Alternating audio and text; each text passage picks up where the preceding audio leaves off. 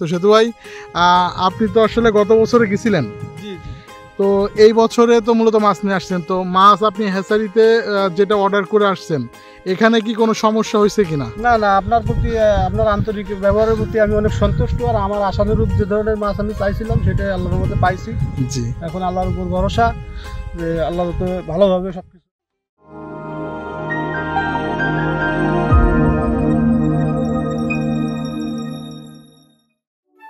সুপ্রিয় মৎস্য চাষী এবং মৎস্য উদ্যোক্তা ভাইরা, আসসালামু আলাইকুম। চলে আসলাম খুলনার ভিতরেই তো ভাইটা নাকি? খুলনা বিভাগের ভিতরে না? বাগেরহাট জেলার খুলনা।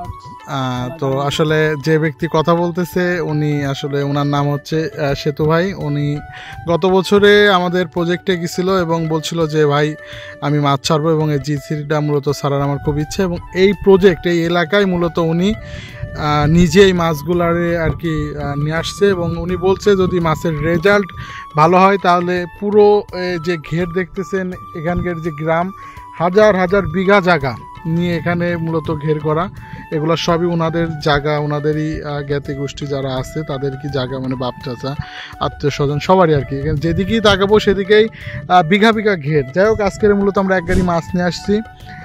তো ভাইরা হচ্ছে মূলত আমাদের হ্যাচারিতে গেছে আমাদের প্রজেক্ট ভিজিট করার পরে।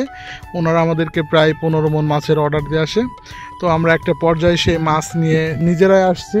তো এখন মূলত যে বিষয়টা আমি চাষিদের উদ্দেশ্যে বলতে চাচ্ছি, আপনারা যারা মাছ করতে চাচ্ছেন বা উন্নত জাতের যেসব মাছ নিতে চাচ্ছেন, তারা ভাইদের মতো এরকম আমাদের প্রজেক্টটা আগে ভিজিট করেন, ভিজিট করে দেখেন। দেখে যদি আপনাদের মনে হয় যে না মাছ চাষ করে হচ্ছে আপনারা ডেভেলপ করতে পারবেন, এই মাছ নিয়ে আপনারা নিতে পারেন। আর মূল বিষয় হচ্ছে আজকে মূলত মাছ ওনারা নিজেরাই দায়িত্ব নিয়ে প্রত্যেকটা প্রজেক্টে ভাগ ভাগ করে মাছ দিচ্ছে। আপনারা দেখতে পাচ্ছেন যে মাছ আসতেছে।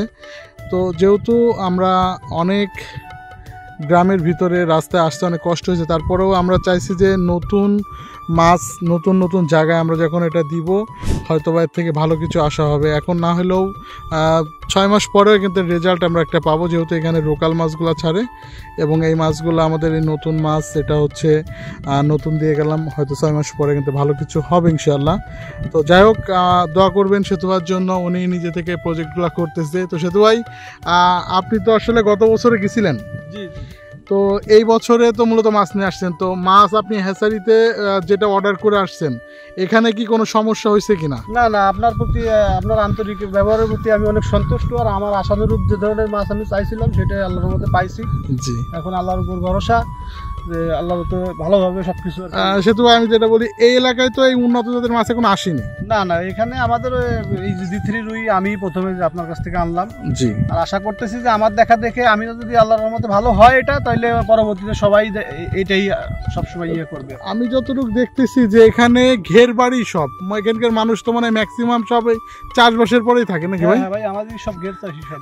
আচ্ছা, যাই হোক, সেতু ভাইয়ের বাবা উনি অনেক ওনার বাবা হচ্ছে এখানকার চেয়ারম্যান। যাই হোক, ওনারা এই এলাকাটা নিয়ন্ত্রণ করে। আর ওনার বাবা অনেক ভালো মানুষ, দোয়া করবেন এবং সেতু ভাইয়ের জন্য দোয়া করবেন, যেহেতু উনি আসলে নতুন চাষে আসছেন, আমার তরুণ উদ্যোক্তা একজন ভাই। ওনার জন্য দোয়া থাকলো। শুধু ওনার কারণেই মূলত আজকে আমি এই প্রজেক্ট ভিজিট করতে আসলাম।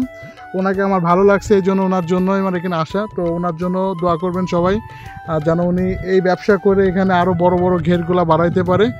আর আমাদের জন্য দোয়া করবেন যাতে আমরা বাংলাদেশের প্রত্যেকটা তরুণ উদ্যোক্তা যে চাষিগুলো আছে তাদের কাছে যেন যেতে পারি, এইভাবে যে বুঝ করে মাছ দিয়ে আসতে পারি। তো আজকের ভিডিওটা মূলত সেতু ভাইয়ের জন্য। আবার নতুন কোনো ভিডিও নিয়ে এসে আপনাদের সামনে হাজির হবো। সে মতো ভালো থাকবেন। আল্লাহ হাফেজ।